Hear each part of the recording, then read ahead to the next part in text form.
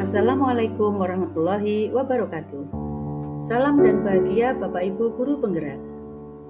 Saya Laili Handayani, calon guru penggerak Angkatan 9 dari Kabupaten Tuban, akan memaparkan kesimpulan dan refleksi pemikiran Ki Hajar Dewantara pada modul 1.1 koneksi antar materi. Kesimpulan pemikiran Ki Hajar Dewantara. Pendidikan dan pengajaran tidaklah sama. Pengajaran adalah bagian dari pendidikan.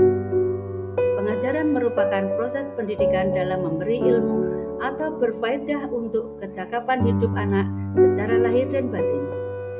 Pendidikan adalah memberi tuntunan terhadap segala kekuatan kodrat yang dimiliki anak agar ia mampu mencapai keselamatan dan kebahagiaan yang setinggi-tingginya, baik sebagai seorang manusia maupun sebagai anggota masyarakat. Dasar pendidikan anak berhubungan dengan kodrat alam dan kodrat zaman. Selanjutnya adalah refleksi pemikiran Ki Hajar Dewantara. Berikut ini adalah pertanyaan untuk memandu saya merefleksi tentang pemikiran Ki Hajar Dewantara.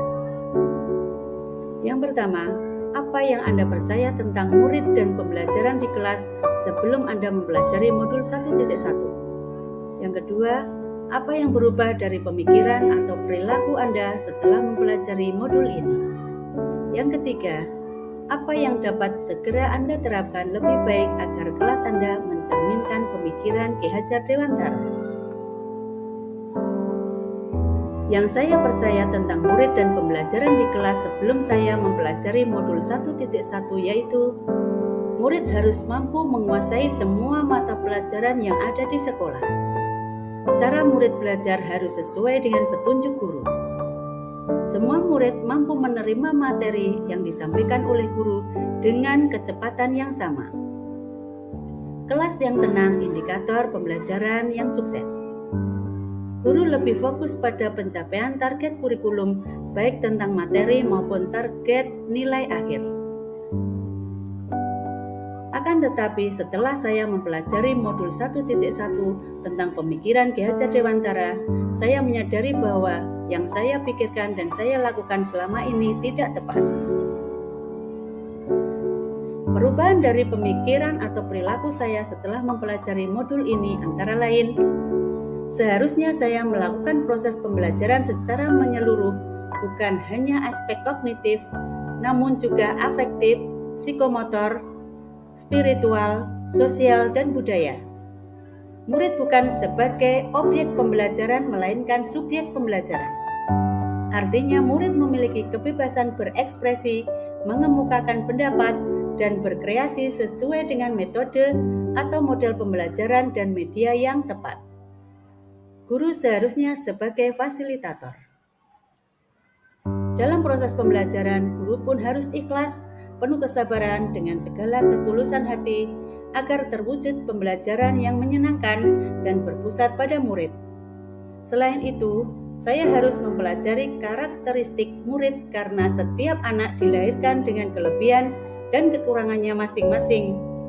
Saya harus menghargai setiap karakter murid dan memberi kesempatan untuk mereka tumbuh sesuai dengan kodratnya.